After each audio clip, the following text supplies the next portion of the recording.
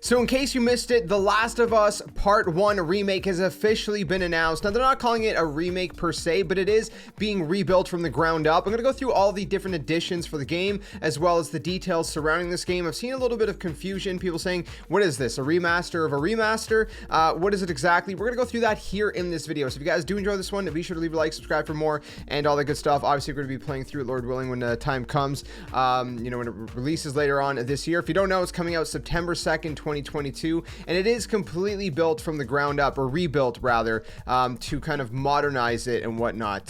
So first things first, let me read you guys the description. Again, I think the description by itself will explain a lot, and then we can go through all the details and, like I said, side-by-side comparisons and the different editions of the game and all the nitty-gritty, if you will. So this is the description. It's a complete overhaul, basically from the ground up. It reads, completely rebuilt from the ground up using Naughty Dog's latest PS5 engine technology with advanced visual fidelity, fully integrated DualSense wireless controller features, and more. So of course you're going to have the haptic feedbacks, you're going to have the adaptive triggers, all that good stuff that's in the PS5 DualSense controller. They said a total overhaul of the original experience, faithfully reproduced but incorporating modernized gameplay mechanics, improved controls, and expanded accessibility options. Feel immersed in improved environmental storytelling, effects, facial animations, and enhanced exploration and combat.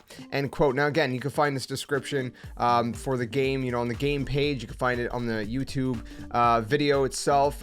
It's basically descriptions all over there. But if you go a little bit more into a little bit, more of the details, they're basically going on in their blog post saying that, with leaps in technology and hardware, it allows us to basically push the limits of the visual fidelity and interactivity, and that they're thrilled to announce that with the remake of The Last of Us. So they did say it's a remake in here.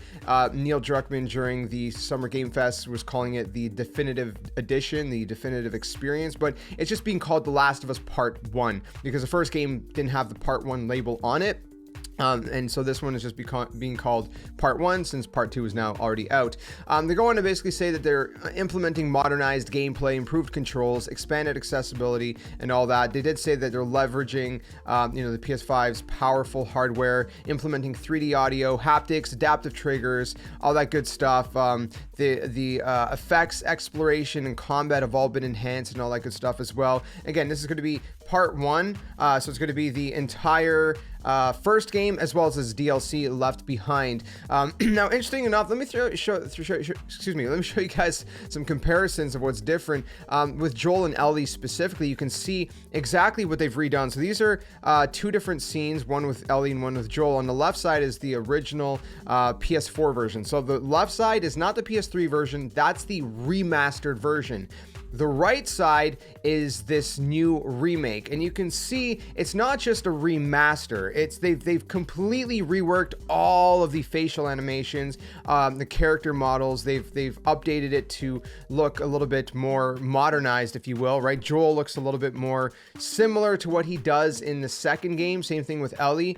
Her facial features are a little bit more similar to what she does in the second game. You can see that obviously there's similarities, to before, but there's some differences. And on the right side, the PS5 version, the new remake, you can see that the game, the graphics and the facial models, they just look more realistic. Everything about it looks far more realistic.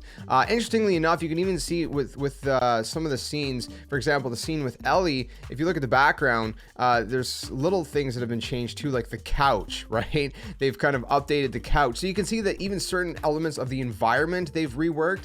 Everything's the same though. It's the same game, it's the same story, but there's certain things that they've just completely kind of rehauled. They've really done this from the ground up. So a lot of people that are wondering, why are they charging full price for this game and whatnot? I mean, dude, look, just from these screenshots, you can see so much has went into this. It's unbelievable. So again, they're going into this and they're adding a bunch of accessibility options and features that they had in, part 2, for example, just to make it a little bit more accessible for different people, with maybe different kinds of disabilities and different things like that, or different needs, if you will, when it comes to gaming. So they're adding a lot of, more of that as well, which is going to be obviously a huge thing. And there's going to be a couple different editions as well. So for the standard edition, it's going to be $70 USD. It's going to be $90 Canadian. So it's kind of your typical standard game and whatnot. There's also going to be a digital deluxe edition, and there's also going to be a Firefly edition. Now we're going to get to the Firefly edition in a second, and it's a little bit disappointing for us Canadians because apparently it's only available in the US, unfortunately. So let me go through this. So first off, they said there's the digital deluxe edition, and it includes an early unlock of the following in-game items. So you're going to have increased crafting speed skill, increased healing speed skill, 9mm reload speed increase upgrade, rifle clip capacity increase upgrade, explosive arrows, explosive arrows gameplay modifier, dither punk filter, speed run mode, 6 weapon skins including the black gold 9mm pistol, silver filigree 9mm pistol, rubber tactical shotgun, sculpted oak shotgun,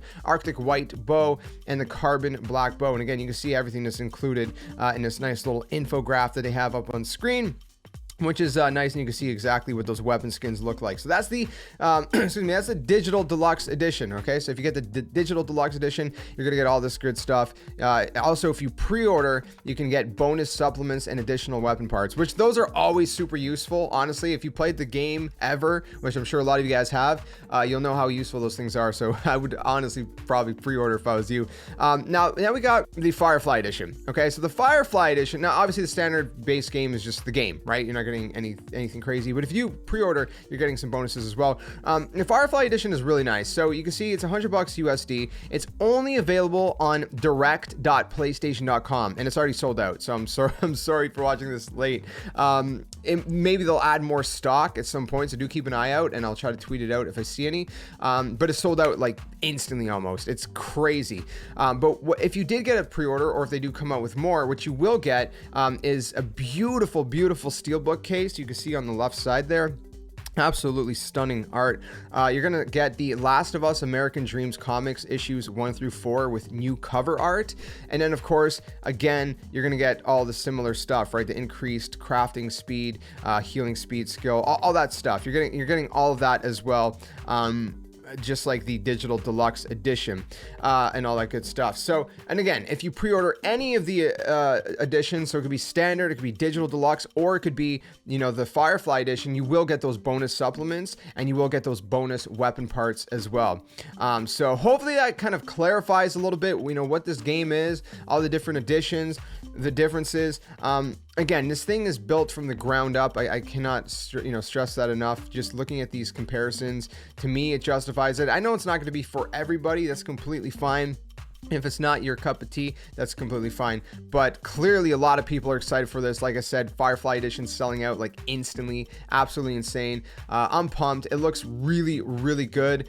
Completely redone. Like I said, a complete overhaul. Neil Druckmann was going into a little bit more details during the Summer Game Fest, kind of little short interview with Jeff Keighley. And he was talking about how the fact that, you know, they basically took all the original motion capture performances, but they reworked the facial, I guess, animations and whatnot using those. I don't know, a lot of work went into it, man. It's crazy. So I don't know, like I said, maybe not for everybody, but I'm really excited about it, and I think a lot of people are too. So let me know if you plan to pick it up later on this year. I'm definitely going to be playing through it for like the, what is it, 6th, 7th, 8th time? I don't know how many times I beat it now. I beat it a lot. It'd be like 2 or 3 times on PS3, then again on PS4 Remastered, and we're gonna do it a couple more times, get another platinum trophy on PS5, Lord willing, when the time comes. So stick around for more, my friends. Like I said, I'll be playing through it here on the channel if you want to see that later on this September. And let me know your thoughts, and if you picked up the Firefly edition, or which edition you plan to get, or if it's just not your cup of tea. See you guys in the next one. Until then, my friends, game on. Thanks for watching.